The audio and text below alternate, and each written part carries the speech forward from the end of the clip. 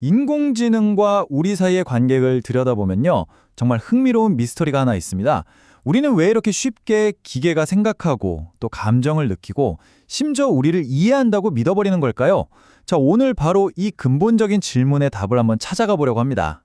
아마 가장 유명한 방법은 튜링 테스트일 겁니다. 다들 들어보셨죠? 기계가 인간이랑 대화를 하는데 우리가 기계인지 사람인지 구분을 못하면 아, 지능이 있구나 이렇게 판단하는 거죠. 어때요? 아주 간단하고 명확해 보이지 않나요? 그런데 최근에 나온 오픈 AI의 GPT 4.5라는 모델이 바로 이 테스트에서 와, 정말 놀라운 점수를 받았습니다. 73%. 보통 통과 기준이 30%거든요. 그걸 2배 이상 그냥 훌쩍 뛰어넘는 그야말로 압도적인 성적이죠. 이 정도면 진짜 기계가 지능을 가졌다고 선언해야 하는 거 아닐까요? 하지만 바로 여기서 이야기가 완전히 뒤집힙니다. 이 전문가의 말처럼 어쩌면 튜링 테스트의 진짜 문제는 인공지능이 아니라 바로 우리 자신에게 있는 거 아니냐라는 목소리가 나오고 있거든요. 네, 맞습니다. 인공지능을 판단하는 가장 유명했던 기준이 이제는 쓸모 없어졌다는 거예요. 근데 그 이유가 AI가 너무 똑똑해져서가 아니라 바로 우리가 너무 쉽게 속기 때문이라는 거죠. 이게 도대체 어떻게 된 일일까요? 이 질문의 답을 찾으려면요, 시간을 거슬러 올라가 봐야 합니다. 튜링 테스트의 허점이 왜 이제 와서야 드러나는 건지 그 이유를 알려면 모든 것의 시작점으로 돌아가 봐야 합니다. 바로 최초의 챗봇이 탄생했던 그 순간으로요. 이 이야기 속에는 아주 중요한 심리학적인 발견이 숨어 있습니다. 때는 1960년 MIT의 컴퓨터 과학자 조셉 와이젠바움이 아주 재미있는 실험을 하나 합니다. 일라이자라는 이름의 간단한 대화 프로그램을 만든 건데요. 이게 바로 역사상 최초의 챗봇이 됩니다. 사실 이 일라이자는요, 전혀 지능적이지 않았어요. 그냥 사용자가 한 말에서 키워드를 몇 개 뽑아서 그걸 가지고 그럴듯한 질문으로 되돌려주는 아주 단순한 패턴 매칭 프로그램에 불과했죠. 말하자면 정말 영리한 속임수였던 겁니다. 자, 이 슬라이드에 있는 대화를 한번 보세요. 일라이자가 어떻게 작동하는지 아주 명확하게 보이죠?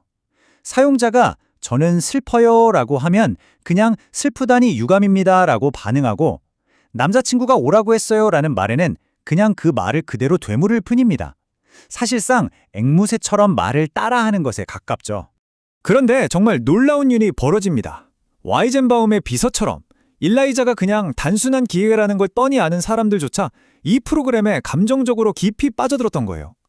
와이젠바움 자신도 이 예상치 못한 반응에 엄청난 충격을 받았다고 합니다. 바로 이 지점에서 우리는 인공지능과 인간의 관계를 이해하는 데 있어서 아주 중요한 심리 현상 하나를 마주하게 됩니다. 그 이름은 바로 일라이자 효과입니다. 일라이자 효과란 우리가 기계가 보여주는 그럴듯한 모습에 무의식적으로 인격을 부여하는 현상을 말합니다. 네, 바로 이게 오늘 설명의 가장 중요한 핵심 개념이에요. 모든 퍼즐 조각이 맞춰지는 바로 그 아하 하는 순간이죠. 아니 그럼 도대체 우리 뇌에서 무슨 일이 벌어지는 걸까요? 자, 첫째, 우리의 뇌는요, 대화를 나누는 상대를 생각하는 존재로 인식하도록 설계되어 있습니다. 아주 본능적인 반응인 거죠. 둘째, 우리가 강아지나 자동차에 이름을 붙여주는 것처럼 인간이 아닌 것에도 무의식적으로 인간의 특성을 부여하는 의인화 경향이 있습니다.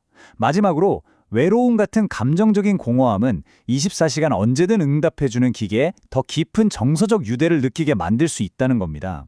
60여 년 전의 이 발견은 오늘날 GPT-4 같은 강력한 AI 시대에 와서 훨씬 더 중요하고 또 위험한 의미를 갖게 됐습니다. 이제 일라이자 효과는 그야말로 양날의 검이 된 거죠. 자, 이 슬라이드가 현대 일라이자 효과의 극명한 두 얼굴을 보여줍니다. 한편으로는 이게 치유의 도구가 될 수 있어요. 혼자 사는 어르신이나 사회적으로 고립된 사람들에게 따뜻한 말벗이 되어주고 누구에게도 털어놓기 힘든 이야기를 들어주는 비판단적인 상담사 역할을 할 수도 있죠. 하지만 다른 한편으로는 고립의 방어쇠가 될 수도 있습니다. 사용자가 AI에 지나치게 의존하면서 현실 세계와의 관계가 단절될 수도 있고 악의적으로 사용될 경우 사용자를 조종하거나 정신건강을 악화시키는 도구가 될 수도 있다는 겁니다. 이건 그냥 그럴 수도 있다는 가정이 아닙니다. 실제로 벨기에에서 한 남성이 기후위기에 대한 절망감 속에서 AI 챗봇과 6주 동안 대화를 나눈 뒤에 스스로 목숨을 끊는 정말 안타까운 사건이 발생했습니다. 이 사건은 일라이자 효과가 가진 잠재적 위험성을 현실로 보여준 충격적인 사례라고 할 수 있죠. 튜링 테스트가 더 이상 유효하지 않다면 이제 우리는 뭘 기준으로 인공지능을 평가해야 할까요? 그 다음 단계에 대한 고민이 지금 한창 시작되고 있습니다. 전문가들은 이제 단순한 속임수 테스트는 넘어서야 한다고 말합니다. 중요한 건 얼마나 인간처럼 보이느냐가 아니라 실제로 복잡한 문제를 해결하고 창의적으로 생각하며 실용적인 과제를 수행할 수 있느냐는 거죠.